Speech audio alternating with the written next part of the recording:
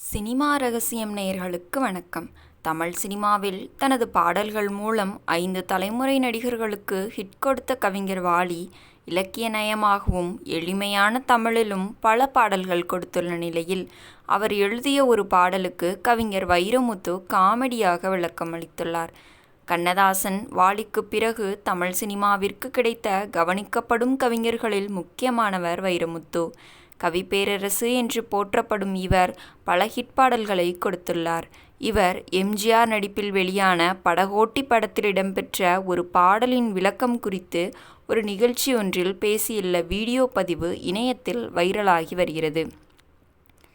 1964ஆம் ஆண்டு டி. பிரகாஷ் ராவ் இயக்கத்தில் வெளியான படம் படகோட்டி. 2 மீனவ கிராமங்களுக்கு இடையில் நடக்கும் மோதலை அடிப்படையாக வைத்து திரைக்கதை அமைக்கப்பட்டிருந்த இந்த படத்தில் சரோஜாதேவி, நம்பியார், நாகேஷ், மனோரமா உள்ளிட்ட பலர் முக்கிய கேரக்டரில் நடித்துள்ளனர்.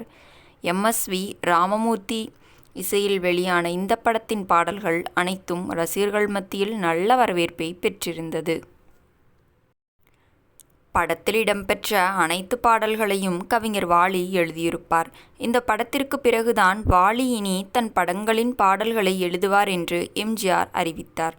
அனைத்து பாடல்களும் ரசிகர்கள் மத்தியில் வரவேற்பை பெற்றிருந்தாலும், கொடுத்ததெல்லாம் கொடுத்தான் என்ற பாடல் இன்றைய காலகட்டத்திற்கும் பொருந்தும் வகையில் வரிகள் அமைந்திருக்கும். அதேபோல் இந்த படத்தில் காமெடியாக அமைந்த பாடல்தான் வளையல் பாட்டு. இந்த பாடல் குறித்து பேசிய கவிஞர் வைரமுத்து, வாலி எழுதுகிறார். கல்யாண பொண்ணுக்கு வளையல் போடுவது போன்ற ஒரு பாடல். அதில் கல்யாண பொண்ணு கண்ணான கண்ணு என்று தொடங்கும் இந்த பாடலில் பொண்டாட்டி புருஷன் 2ஆக இருந்தால் என்ற வரி இருக்கும். இதுவரைக்கும் சரிதான். கணவன் மனைவி ஒன்றாக இருக்க வேண்டும். ஆனால் அவர்களுக்குள் சண்டை வந்து தனித்தனியாக இருந்தால் அவர்களை ஒன்றாக செய்யும் வளையல் என்றுதான் சராசரியாக ஒருவன் எழுதியிருப்பான்.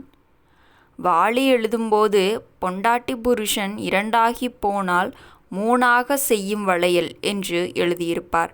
இந்த வளையல் போட்டால் குழந்தை பிறந்துவிடும் என்று எழுதியிருப்பதாக வைரமுத்து குறிப்பிட்டுள்ளார். நேயர்களே, இதை பற்றி நீங்கள் என்ன நினைக்கிறீர்கள் என்பதை மறக்காமல் கமெண்டில் கமெண்ட் செய்யுங்கள். அதேபோல் கவிஞர் வைரமுத்து எழுதிய வரிகளில் உங்களுக்கு மிகவும் பிடித்தமான வரி எது என்பதையும் மறக்காமல் கமெண்டில் கமெண்ட் செய்யுங்கள். இந்த வீடியோ பிடித்திருந்தால் வீடியோவிற்கு ஒரு லைக் கொடுத்துவிட்டு நமது சினிமா ரகசியம் சேனலையும் சப்ஸ்கிரைப் செய்து கொள்ளுங்கள். உங்கள் ஆதரவுதான் எங்களின் பெரிய பலம். மீண்டும் நாளை சந்திப்போம். நன்றி, வணக்கம் நேயர்களே.